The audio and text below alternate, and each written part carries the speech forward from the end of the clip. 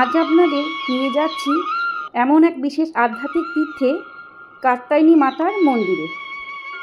বৃন্দাবনে প্রাণকেন্দ্রে অবস্থিত মা কাত্যায়নী শক্তিপীঠ, দেবী দুর্গার আরেক রূপ। সকাল 6টায় এসেছি। কালকে বিকেলে প্রচুর বৃষ্টি হয়েছে, সব জলে জলাকার।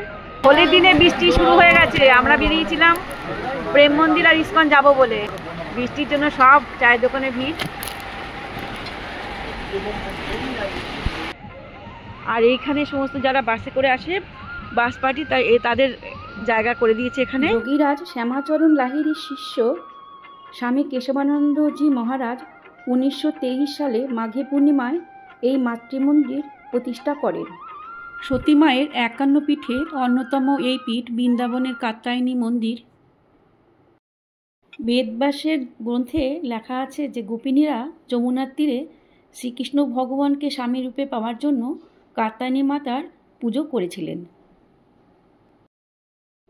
এটি শুধু কোনো কাহিনী নয়, ভগবদ্গীতা ও শ্রীমদ্ ভগবদ্গীতায় এর উল্লেখ রয়েছে, যেখানে গোপীদের ভক্তির চূড়ান্ত ও নিঃস্বার্থ প্রেমের রূপ হিসাবে গৌরব করা হয়েছে। এই মন্দিরে আসা মানে শুধু দর্শন নয়, এটি এক আধ্যাত্মিক অভিজ্ঞতা। বাতাসে ভক্তির ঘনত্ব, মন্ত্রের ধ্বনি হৃদয়ে অনুরণিত হয়, আর কাত্যায়নী মাতার শক্তি আপনাকে ভরে দেয় সাহস এবং শান্তি। জানতে পারলাম যে ধর্মীয় বিশ্বাস অনুসারে মনের মতন জীবনসঙ্গী পাওয়ার জন্য যুবক যুবতীরা মায়ের আশীর্বাদ প্রার্থনা করেন। দেশ বিদেশ থেকে অসংখ্য মানুষ এখানে আসেন বিবাহ, সাহস, জ্ঞান বা নিছক ভক্তির আশীর্বাদ পেতে। আর কাত্যায়নী মাতা মাত্র শুদ্ধ রূপে পেয়ে এলে কখনো ফিরিয়ে দেন না। খুবই জাগ্রত মন্দির। মন্দিরের ভেতরে ক্যামেরা নিষিদ্ধ আছে, অনুমতি নেই। এখানে পাশে আরেকটি মন্দির আছে, দুপাশে দুটো সিংহ আছে, মায়ের বাহন। খুব সুন্দর। সকাল 7টার মধ্যে চলে এসেছি, পুজো দাওয়া আরতি হওয়া হয়ে গেছে। খুব ভালো লাগছে এখানে, সে এত শান্তি লাগছে। জয় কাত্যায়নী মায়ের জয় ছবিতে মাকে দর্শন করে নিন। মন্দিরের ভেতরে ছবি তোলা নিষেধ আছে। আমিও মাকে দর্শন করলাম, মন্দির পরিক্রমা করলাম। ব্রজবাসীরা এসে ভজন করছেন, খুবই ভালো লাগছিল।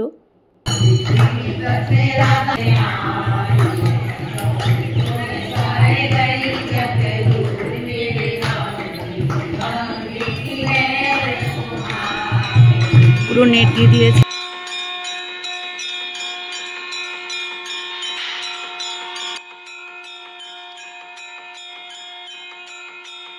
ভক্তরা মন্দিরে এসে প্রদীপ জ্বালাচ্ছেন, প্রদক্ষিণ করছেন, খুবই ভালো লাগছিল। সকাল 7টার মধ্যে মা কাত্যায়নী মন্দির দর্শন করে আমরা টোটো বুক করে এখন বিভিন্ন মন্দির ঘুরে দেখব।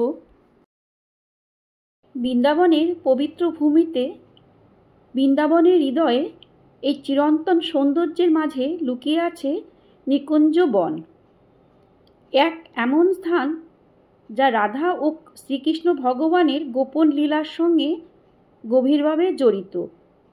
এটা এক শুধু জায়গা নয়, এটা এক আধ্যাত্মিক প্রেমের দ্বার। নিকুঞ্জ শব্দের অর্থ এক গোপন বনছায়া, যেখানে রাধা ও শ্রীকৃষ্ণ ভগবান মিলিত হতেন। সুগন্ধি ফুল, সবুজ গাছপালা আর প্রকৃতির সুরে ঘেরা পরিবেশে।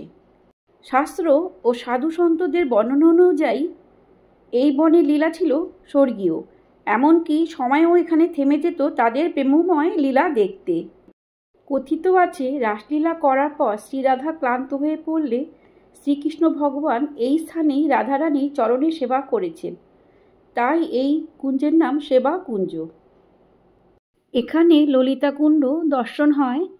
এই ললিতা সখীকে শ্রীকৃষ্ণ ভগবান জল পান করার জন্য বাঁশি দিয়ে তৈরি করেছিলেন। সেবাকুঞ্জের মন্দির রংমহল আমরা এসেছি, ভেতরে ফটো তোলা নিষেধ আছে। গোস্বামীহিত হরিবংশ 1590 সালে রাধাবল্লভজির মূর্তি এই স্থান থেকে প্রকট করেছিলেন।